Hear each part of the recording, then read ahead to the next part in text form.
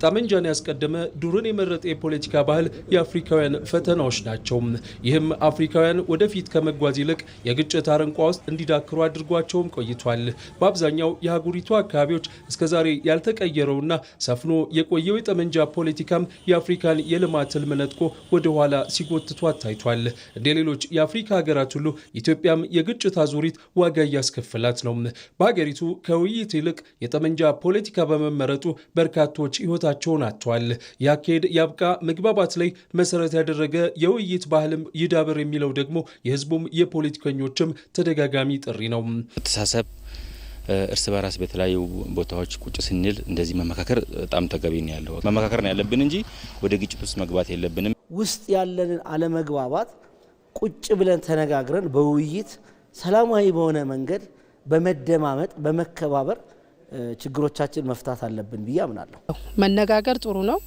ፊት ለፊት የምትነጋገረው ነገር ውጤት ያመጣል። ይህ የዜጎች መሻት እውን ይሆን ዘንድ ኢትዮጵያ እየመከረች ትገኛለች። ኢትዮጵያን ለልዩነታቸው መፍትሄን ያበጁ ዘንድ 4500 ተሳታፊዎች በተመረጡ አጀንዳዎች ላይ ቁጭ ብለው የሚመክሩበት የሀገራዊ ምክክር ጉባኤም በቅርቡ ይጠራል ተብሎ ይጠበቃል። የሀገራዊ ምክክር ኮሚሽን ዋና ኮሚሽነር ፕሮፌሰር መስፍን አራያ እንደሚሉት ሀገራዊ ምክክሩ አዲስ ባህልን ይዞ የመጣ ነው። ከአሁን በፊት የተለያዩ ምክክሮች የተለያዩ ጊዜዎች ተደርገዋል። በሽግግር መንግስቱ ጊዜም ከዛም በፊት ነገር ግን ከዚህ ጋር የሚወዳደሩ አይደሉም። ከአሁን በፊት የተደረጉ ምክክሮች አጀንዳዎች ይቀርባሉ፣ በዛ ላይ ተነጋግሮ መስማማት ነው። እዚህ ግን ተነጋግሮ መስማማት አይደለም፣ ተነጋግሮ መግባባት ነው።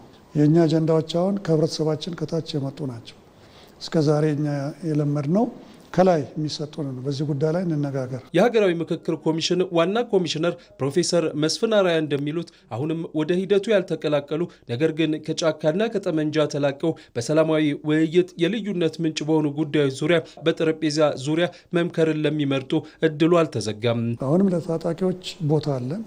አሁንም ታጣቂዎች አጀንዳዎቻቸውን እስከ ስብሰባው እስኪጀምር ድረስ ተጀምሮም ቢሆን ጭምር አጀንዳዎቻቸውን ማቅረብ ይችላሉ።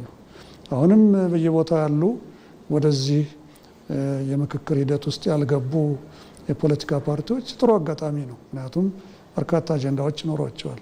ኢትዮጵያ እያካሄደች ያለችው ሀገራዊ ምክክር ዜጎች አለመግባባት በተፈጠረባቸው ዋና ዋና አጀንዳዎች ላይ እንዲመክሩ የሚያስችል በመሆኑ ሀገራዊ መግባባትን ለመፍጠር ትልቅ አስተዋጽኦ እንደሚኖረውም ተጠቁሟል።